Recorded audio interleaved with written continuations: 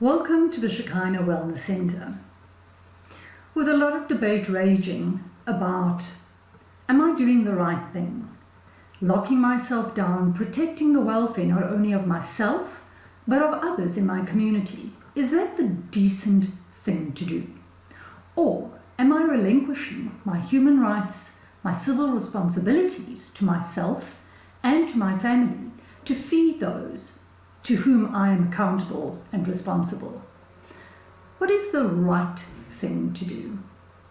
Most of us are motivated by a love for our own lives, by a love of life, by a love of our families, those that we care for and those who care for us, and also motivated by a greater sense of communal love. And yet, this is coming across very strongly as fear. I fear for my life, and I fear for my well-being and for what society may become. And so I thought somewhat of an explanation or investigation into the differences between love and fear might be appropriate and helpful. And so if we ask the questions, what does fear say? And what does love say? We could get a little bit more clarity on the way forward for ourselves. And so, what does fear say? Fear is willful blindness. Now, it's willful blindness because it's not ignorance.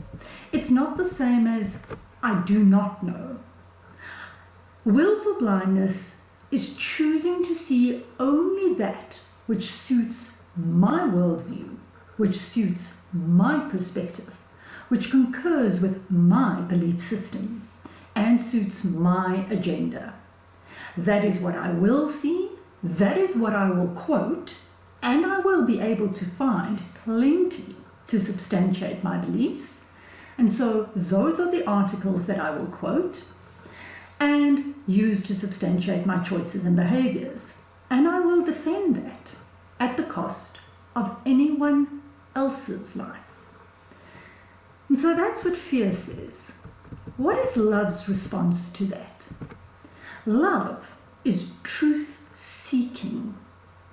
A good book suggests that God itself is love. And if God is love and the human incarnation of God said, I am the truth, thus truth and love are inextricably inseparable. Where I see clearer, I can love more deeply. Where I can adjust a perspective, a point of view, or a belief system, I make room for greater fellowship. I make room for deeper connectivity, and thus I make room to really, genuinely love my fellow human being and not fearfully protect my point of view. What else does fear say?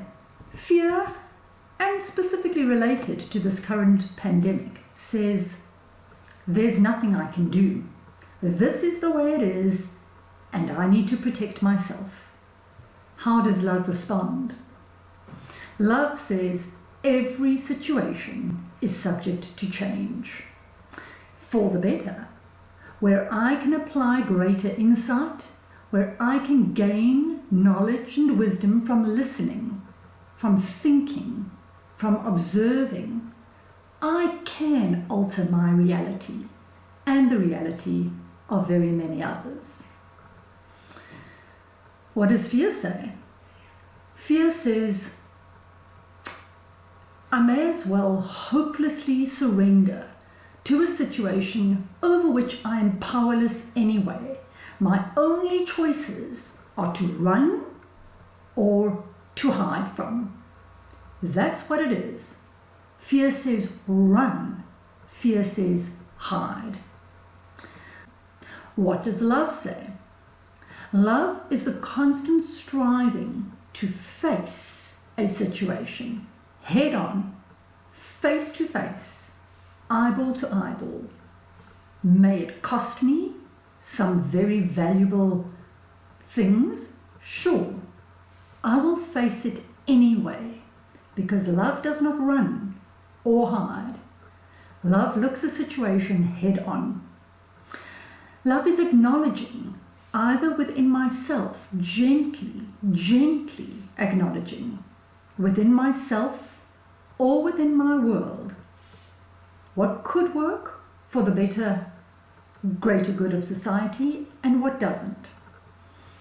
And love is having the power to change a circumstance. What does fear say? Fear says, I'm okay, or fear says, I'm at risk. And because I'm okay, I'll hide up here in my ivory palace. Or fear says, because I'm at risk, I cannot afford to reach out to others. Love says, none of us is completely okay until we're all okay. For a good book also says, if the ankle hurts, is the whole body not in pain? Is the whole body not impeded in some way if just one organ in the body is not okay? So until the consciousness of the entire community is well, then there is always going to be an aspect of my world that is not okay. And because I am okay to some degree, I need to bring as many people as possible into the same state. Fear says, my people, my family, and my needs are met. Fear says, I will do as I'm told, as far as possible, because I fear external repercussions. I fear judgment. I fear the implications of the judicial system. I fear anything from the police arresting me to the opinions of others who might disagree with me. I fear illness. There is so much that could go wrong, or a negative experience which would happen to me, and I fear this. Love says, I choose the application of personal accountability for myself and the welfare of others, not because an external authority expects it of me, and not because an external authority has the power to regulate that, but because love demands it of me. I am internally motivated to do what seems correct with the information that I have, because I care for this world, I care for others, and I care for myself. So the question, I guess, therefore, and this was a question posed in a different context by Jordan B. Peterson, where he asked, how do you achieve dignity, divinity, and ultimate personal responsibility? How do you achieve dignity, divinity, and personal responsibility? My answer to that question, based on the current situation of lockdown in many countries, is not by legalizing it. We cannot legally enforce dignity, divinity, and personal responsibility. How do we achieve it? By each individual behaving in such a manner that it becomes self-evident that you live in love, that your actions and choices are motivated by love and not by fear, not even fear of death. That your actions are motivated by fear and not by love, knowing that either way we will not get it right all the time. That either way, whether motivated by fear or love, the result might not be good. We perhaps could have chosen better. However, we won't know. In fact, we're not going to get it right very often. However, the consequences of the errors in our judgment, when motivated by love, are far less dire and far less dark than the consequences of our actions that result from being fear-driven.